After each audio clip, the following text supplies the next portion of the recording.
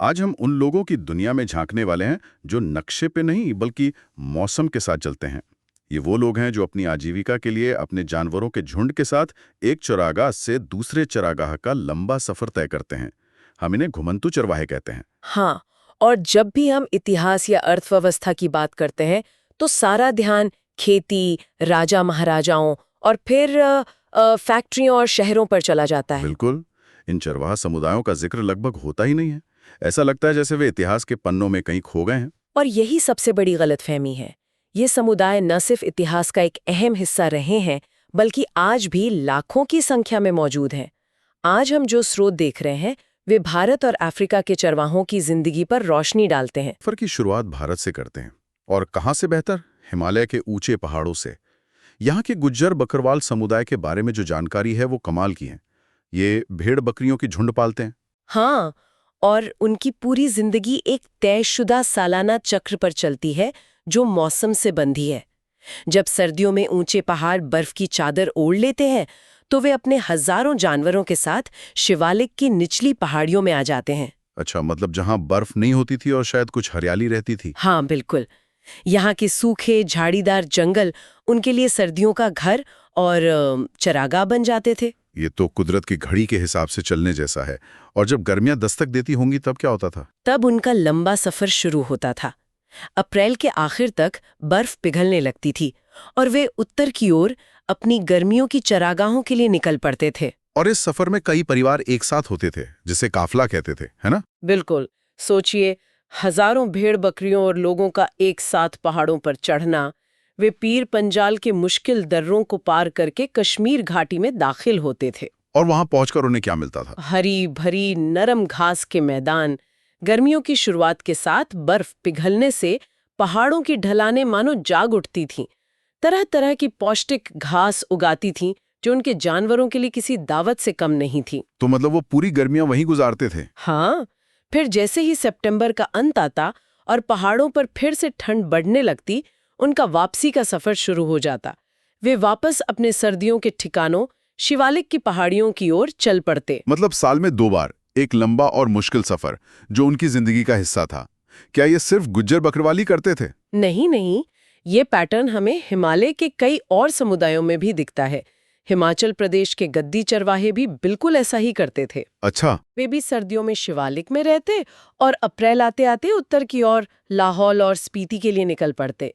और थोड़ा पूरब की तरफ जाएं तो गढ़वाल और कुमाऊं के गुज्जर मवेशी चराने वाले थे। और वो कहाँ जाते थे? वे सर्दियों में भाबर के सूखे जंगलों में और गर्मियों में 12,000 फीट से भी ऊंचे घास के मैदानों, जिन्हें बुग्याल कहते हैं, में चले जाते थे। तो ये एक तरह की जीवन शैली थी जो पूरे हिमालयी क्षेत्र में फैली हुई थी। मतलब भोटिया, शेरपा, किन्नौरी, ये सभी समुदाय इसमें शामिल थे। एकदम सही। यह प्रकृति के साथ एक अद्भुत तालमेल था। ये जमीन का शोषण नहीं, बल्कि उसके साथ मिलकर जीना था। अब पहाड़ों की ऊंचाइयों से उतरकर भारत के पठारों, मैदानों और रेगिस्तानों की तरफ चलते हैं। यहाँ के समुदायों की कहानियां भी उतनी ही दिलचस्प हैं। महाराष्ट्र के धनगर समुदाय को ही लीजिए। हाँ, धनगर। वो भेड़ चराते थे और उनका जीवन चक्र भी मानसून से जुड़ा था। मानसून के दौरान वे महाराष्ट्र के बीच के पठारी इलाके में रहते थे, जो ज्यादातर सूखा रहता है। अच्छा, तो वहां वो बाजरे जैसी फसलें उगाते होंगे? बिल्कुल। लेकिन जब मानसून खत्म हो जाता था और जमीन सूख जाती थी, यहीं से उनकी कहानी और दिलचस्प हो जाती है। अक्टूबर आते आते वे अपनी बाजरे की फसल काटते और अपने झुंडों के साथ पश्चिम की ओर निकल पड़ते थे। पश्चिम में कोंकण के इलाके की तरफ? हाँ, कोंकण की तरफ। और यहाँ धंगर और कोंकणी किसानों के बीच एक हैरान कर देने वाला, मतलब एक सहजीवी रिश्ता था। वो कैसे? देखिए, जिस समय धंगर कोंकण पहुंचते थे, तब तक कोंकणी किसान अपनी खरीफ की फसल काट चुके होते थे। उनके खेत खाली होते थे, तो धंगरों के झुंड इन खेतों में चढ़ते थे, फसल के बचे खुचे ठूंठ खाते थे और साथ ही खेतों में अपनी बीट से खाद भी डालते जाते थे। बिल्कुल, ये एक चलता फिरता जीता जागता खाद का कारखाना था। अरे वाह, ये तो कमाल का सिस्टम था। और बदले में कोंकणी किसान उन्हें क्या देते थे? वे उन्हें चावल देते थे। धनगर ये चावल लेकर वापस अपने पठारी इलाके में लौटते, जहां अनाज की बहुत कमी होती थी। जैसे ही मॉनसून की पहली बारिश होती वे कोंकण छोड़ देते। क्योंकि भेड़ें गीले मौसम को बर्दाश्त नहीं कर पाती। सही बात है। तो ये सिर्फ जानवरों को चराना नहीं था, ये एक जटिल आर्थिक और सामाजिक व्यवस्था थी जो दो अलग-अलग भौगोलिक क्षेत्रों को जोड़ती थी। क्या ऐसे ही सिस्टम और भी जगहों पर थे? हाँ, कमोबेश ऐसा ही था। कर्नाटक और आंध्र प्रदेश में कुर्मा, कुरुबा और गोला समुदाय थे। वे मवेशी, भेड़ बकरियां पालते थे और हाथ से बुने हुए कंबल बेचते थे। और राजस्थान के रेगिस्तान में तो राइका समुदाय था, जहां बारिश का कोई भरोसा नहीं होता। बिल्कुल। तो वहाँ खेती और पशुचारण का मिला-जुला रूप ही जीने का जरिया था। मारू राइका ऊंट पालते थे और दूसरे समूह भेड़ बकरी। ये जो सिस्टम हमने देखे, ये सदियों से चल रहे होंगे। सब कुछ कितना टिकाऊ और संतुलित लग रहा है। फिर ऐसा क्या हुआ कि ये सब बिखरने लगा? जाहिर है, इसका जवाब औपनिवेशिक शासन में छुपा है। बिल्कुल। अंग्रेजों के आने के बाद इन सभी समुदायों की जिंदगी पूरी तरह से बदल गई। उनके चरागाह सिकुड़ गए, उनकी आवाजाही पर पाबंदियां लग गईं और उन पर तरह तरह के टैक्स लगा दिए गए। मुझे लगता है कि अंग्रेजों को ये घूमते फिरते लोग पसंद नहीं आए होंगे, जिनका कोई एक पता नहीं, जिनसे टैक्स वसूलना मुश्किल हो। आपने बिल्कुल सही नब्ज पकड़ी है। औपनिवेशिक सरकार हर चीज को नियंत्रित करना चाहती थी। घुमंतु लोग उनके इस फ्रेमवर्क में फिट नहीं होते थे। उन्हें लगता था कि ये लोग अनुत्पादक हैं। और शायद संदिग्ध भी। हाँ, और इसी सोच के तहत उन्होंने कई कानून बनाए। सबसे पहले आए वन अधिनियम या फॉरेस्ट एक्ट्स। उन्होंने देश के सारे जंगलों को राज्य की संपत्ति घोषित कर दिया और उन्हें आरक्षित और संरक्षित श्रेणियों में बांट दिया। आरक्षित जंगल मतलब यहाँ कोई नहीं आ सकता। हाँ, आरक्षित जंगलों में चरवाहों का घुसना पूरी तरह से मना थी। 1871 में वे एक और भी कठोर कानून लेकर आए, आपराधिक जनजाति अधिनियम। जन्म से ही अपराधी? मतलब एक पूरे समुदाय पर ऐसा ठप्पा लगा दिया गया सिर्फ इसलिए कि वो एक जगह टिक कर नहीं रहते थे। ये तो बहुत ही भयानक है। ये भयानक ही था। इस कानून के तहत कई घुमंतु समुदायों को जन्मजात अपराधी घोषित कर दिया गया। उन्हें कुछ तयशुदा गांवों या बस्तियों में रहने के लिए मजबूर किया गया और उनकी आवाजाही पर रोक लगा दी गई। पूरी तरह से। बिना परमिट के वे अपनी बस्ती से बाहर नहीं जा सकते थे और पुलिस उन पर लगातार नजर रखती थी। और इसके ऊपर से टैक्स का बोझ भी था। चराई कर या ग्रेजिंग टैक्स? हाँ, चरवाहों को हर उस जानवर के लिए टैक्स देना पड़ता था जिसे वे किसी चरागाह में चराते थे। और ये टैक्स ठेकेदार वसूलते थे, जो ज्यादा से ज्यादा मुनाफा कमाने के लिए मनमाना टैक्स लगाते थे। इन सब का मिला जुला असर क्या हुआ होगा? चरागाह कम हो गए, आवाजाही बंद हो गई। नतीजा बहुत बुरा हुआ। जब चरवाहों को आरक्षित जंगलों में जाने से रोक दिया गया तो वे बचे खुचे चरागाहों पर ही बार बार जाने लगे। एक ही जमीन के टुकड़े का लगातार इस्तेमाल होने से चरागाहों की गुणवत्ता गिरने लगी और घास को दोबारा उगने का मौका ही नहीं मिलता था। बिल्कुल। इससे जानवरों के लिए चारे की भारी कमी हो गई और जब अकाल या सूखा पड़ता तो ये कमी एक बड़ी तबाही में बदल जाती। क्योंकि अब वो अपने जानवरों को लेकर किसी और जगह नहीं जा सकते थे। सही बात है। वे एक सीमित इलाके में फंस कर रह गए थे। नतीजा ये हुआ कि सूखे के सालों में लाखों की संख्या में कुपोषित मवेशी भूख और बीमारी से मरने लगे। इन मुश्किल हालात का सामना कैसे किया इन लोगों ने? क्या उन्होंने हार मान ली? नहीं, उन्होंने हार नहीं मानी, लेकिन उन्हें अपने जीने का तरीका बदलना पड़ा। कुछ ने अपने जानवरों की संख्या कम कर दी, कुछ ने नए चरागाहों की तलाश की, और जो ये भी नहीं कर पाए, उनमें से बहुतों को पशुचारण छोड़ना पड़ा।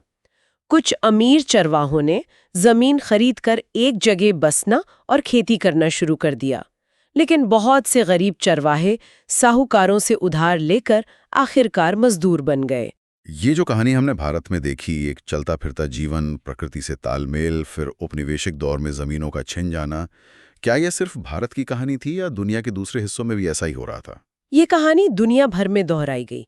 अफ्रीका, जहां दुनिया की आधी से ज्यादा यानी लगभग 2.2 करोड़ चरवाहा आबादी रहती है, वहां भी यही हुआ। अफ्रीका में? हाँ। जैसे मसाई समुदाय, मैंने इनके बारे में सुना है, ये केन्या और तंजानिया में रहते हैं ना? हाँ, आज केन्या में इनकी आबादी करीब 3 लाख और तंजानिया में 1.5 लाख है। लेकिन औपनिवेशिक शासन से पहले उनका इलाका उत्तरी केन्या से लेकर उत्तरी तंजानिया के बड़े बड़े मैदानों तक फैला हुआ था। तो फिर उनके साथ क्या हुआ? क्या उनकी जमीन भी छीन ली गई? ये उनके साथ हुई सबसे बड़ी त्रासदियों में से एक थी। 1885 में यूरोप की शाही ताकतों ने बर्लिन में बैठकर अफ्रीका का नक्शे पर बंटवारा कर लिया। एक सीधी लकीर खींच दी गई और मसाइयों की जमीन 2 हिस्सों में बंट गई। मतलब एक ही समुदाय के लोग, एक ही परिवार के लोग अपनी ही जमीन पर एक अंतर्राष्ट्रीय सीमा के आर पार हो गए। ठीक यही हुआ। और ये तो सिर्फ शुरुआत थी। इसके बाद दोनों ही उपनिवेशों में सबसे अच्छी हरी भरी चराई वाली जमीनों को गोरे बाशिंदों के लिए खाली करा लिया गया। और मसाई लोगों को कहाँ भेजा गया? उन्हें दक्षिण केन्या और उत्तरी तांजानिया के एक छोटे से सूखे और कम बारिश वाले इलाके में धकेल दिया गया। एक अनुमान के मुताबिक मसाइयों ने अपनी कुल पूर्व औपनिवेशिक भूमि का लगभग 60% हिस्सा खो दिया। 60%? इस जमीन के नुकसान ने सूखे के समय उनकी जिंदगी को कैसे प्रभावित किया होगा? इसने सूखे के असर को कई गुना ज्यादा विनाशकारी बना दिया। परंपरागत रूप से मसाई भी घुमंतु थे। सूखे के समय वे अपने जानवरों को लेकर उन जगहों पर चले जाते थे जहां पानी और चारा मिल जाता, लेकिन अब वे एक छोटी सी रिजर्व जमीन में कैद थे। इसका मतलब जब उनके अपने इलाके में सूखा पड़ता तो वे और उनके जानवर वहीं फंस जाते थे? बिल्कुल। और नतीजा बहुत भयानक होता था। सूखे के सालों में बड़ी संख्या में मसाई मवेशी भूखमरी और बीमारियों से मर जाते थे।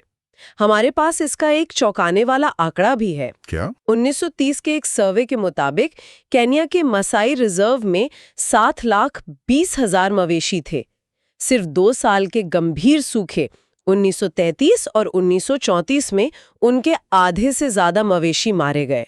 आधे से ज्यादा मवेशी सिर्फ 2 साल में मर गए। ये तो किसी की पूरी जायदाद, पूरी जिंदगी की जमा पूंजी एक झटके में खत्म हो जाने जैसा है। ये वाकई एक तबाही थी और इस नुकसान ने उनके समाज की नींव हिला दी। इन भारी बदलावों के अलावा क्या मासाई समाज के अंदर भी कोई सामाजिक उथल-पुथल हुई? हाँ, बहुत गहरे सामाजिक बदलाव आए। अंग्रेजों के आने से पहले मासाई समाज 2 मुख्य सामाजिक श्रेणियों में बटा था, बुजुर्ग और योद्धा। बुजुर्ग शासक वर्ग थे और योद्धा नौजवान थे जिनका काम कबीले की रक्षा करना था। एक तरह का पारंपरिक शक्ति संतुलन था। औपनिवेशिक शासन ने इसे कैसे बदला? ब्रिटिश सरकार ने अपनी सहूलियत के लिए मसाइयों के अलग-अलग उपसमूहों के मुखिया नियुक्त कर दिए। समय के साथ इन नियुक्त किए गए मुखियाओं ने ताकत और दौलत जमा करनी शुरू कर दी। तो अंग्रेजों ने अपनी सहूलत के लिए जो मुखिया बनाए, वही एक नया अमीर वर्ग बन गए और बाकी समुदाय गरीबी में धकेल दिया गया। एकदम सही। इस तरह मसाई समाज में एक नया भेद पैदा हो गया, अमीर और गरीब चरवाहों के बीच। आम चरवाहों के पास बुरे वक्त से निपटने के लिए संसाधन नहीं होते थे। वे अपनी संपत्ति खो देते थे और उन्हें गुजारे के लिए शहरों में काम की तलाश में जाना पड़ता था। ये साफ है कि इन समुदायों ने, चाहे वो भारत में हो या अफ्रीका में, बहुत कुछ सहा है। लेकिन सबसे हैरान करने वाली बात यह है कि वे आज भी मौजूद हैं। हाँ। ये साबित करता है कि वे सिर्फ गुजरे जमाने का हिस्सा नहीं हैं। वे आज भी नए समय के हिसाब से खुद को ढाल रहे हैं, अपने रास्ते बदल रहे हैं और जीने के नए तरीके खोज रहे हैं। ये एक बहुत जरूरी बात है। वे सिर्फ पीड़ित नहीं हैं, वो सर्वाइवर हैं। और अब तो दुनिया भर के पर्यावरणविद और अर्थशास्त्री भी इस बात को मानने लगे हैं कि पशुचारण, घुमंतुवाद, मतलब जानवरों के साथ घूम कर जीने का तरीका, दुनिया के कई पहाड़ी और सूखे इलाकों के लिए सबसे ज्यादा अनुकूल और टिकाऊ जीवन शैली है। तो ये पर्यावरण का विनाश नहीं करता, बल्कि उसके साथ एक संतुलन बना के चलता है। बिल्कुल। और यहीं पर आज का हमारा विचार बिंदु छिपा है। एक तरफ हम ये समझ रहे हैं कि पशुचारण कुछ इलाकों के लिए पारिस्थितिक रूप से कितना कुशल हो सकता है, तो दूसरी तरफ आज की आधुनिक सरकारें इन समुदायों की जरूरतों को भूमि की अन्य मांगों जैसे कि औद्योगिक विकास, शहरीकरण और वन्यजीव संरक्षण के साथ कैसे संतुलित करें। ये एक बहुत ही पेचीदा सवाल है और इसका कोई आसान जवाब नहीं है।